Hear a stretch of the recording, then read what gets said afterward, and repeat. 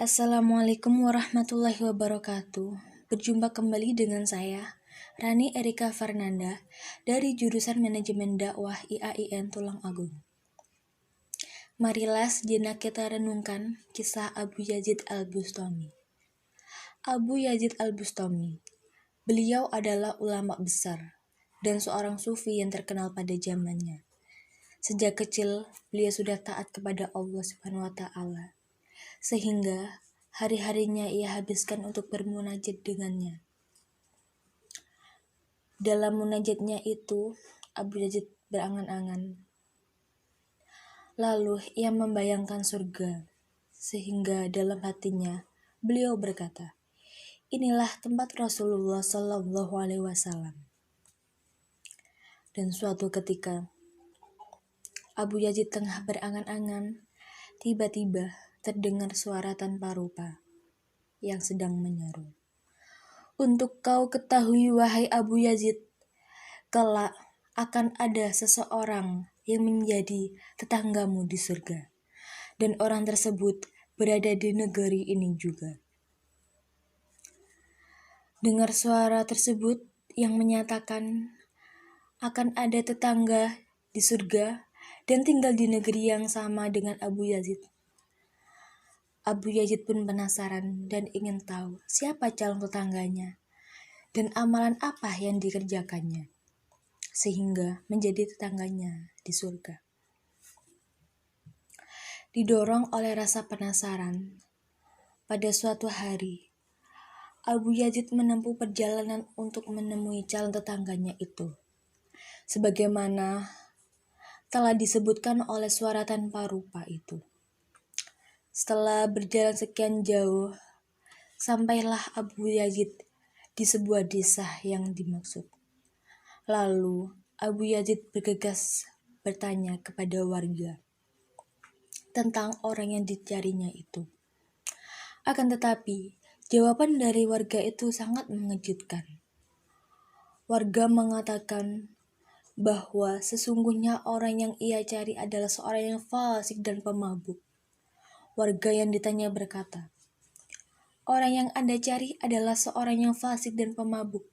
Mengapa Anda hendak menemuinya? Padahal Anda ini adalah orang yang soleh."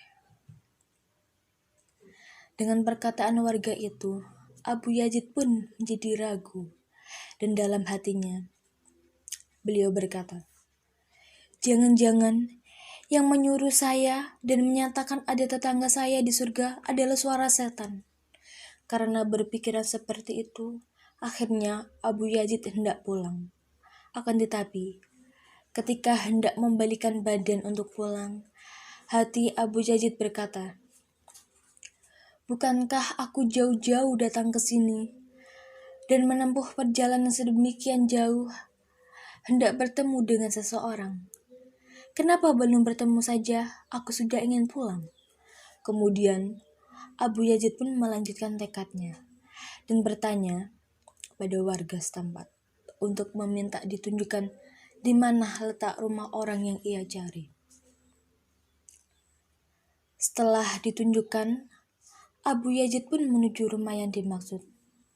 Rumah itu terlihat agak besar. Di ruangan depan terlihat sekitar 40 orang sedang bermabuk-mabukan. Mereka sedang berpesta minuman keras. Dan di tengah-tengah kerumunan pemabuk itu, tampak seseorang yang sedang duduk dan kelihatan agak tua. Orang tersebut sedang memperhatikan ke-40 orang yang sedang mabuk. Melihat kenyataannya, betapa kecewanya hati Abu Yazid. Ternyata apa yang dikatakan warga itu memang benar. Beliau berargumen, "Hah? Calon tetanggaku di surga adalah seorang yang fasik dan pemabuk." Dengan rasa kecewa, Abu Yazid pun membalikan badannya dan bergegas pulang. Akan tetapi, ketika hendak melangkah menuju jalan pulang, tiba-tiba terdengar suara tengah memanggilnya. "Hendak kemana engkau wahai Abu Yazid? Bukankah engkau datang jauh-jauh ke sini untuk menemuiku, bukan? Untuk berkenalan dengan calon tetanggamu di surga." kata orang itu. Mendengar perkataan orang tersebut, lalu hati Abu Yazid terheran-heran. Dia bertanya dalam hatinya, "Dari mana orang ini tahu maksudku?" Belum sempat Abu Yazid bertanya, lalu orang tersebut melanjutkannya. "Mengapa engkau hendak pulang tanpa memberi salam dan tanpa memberi nasihat kepada kami yang ada di sini? Masuklah wahai Abu Yazid dan duduklah sebentar saja." Lalu Abu Yazid pun masuk dan bertanya, "Tolong jelaskan apa maksud semua ini?" Kemudian orang itu menjelaskan, "Wahai Abu Yazid, untuk masuk surga kita tidak boleh egois. Dan untuk masuk surga, hendaknya kita tidak menang sendiri. Ingat, Islam mengajarkan untuk menyelamatkan orang lain. Ketahuilah wahai Abu Yazid, dahulu terdapat 80 orang yang menjadi pemabuk seperti ini. Selama bertahun-tahun aku berusaha menyadarkan mereka dan mengembalikan mereka ke jalan Allah Subhanahu wa Ta'ala. Dan alhamdulillah, 40 orang sudah berhasil disadarkan dan kini menjadi 40 orang yang lain. Sekarang, inilah tugasmu wahai Abu Yazid. Bimbinglah mereka dan jadikanlah mereka tetanggamu kelak di surga." Mendengar penjelasan orang tersebut, lalu tersadarlah Abu Yazid bahwa orang itu lebih mulia daripada dirinya.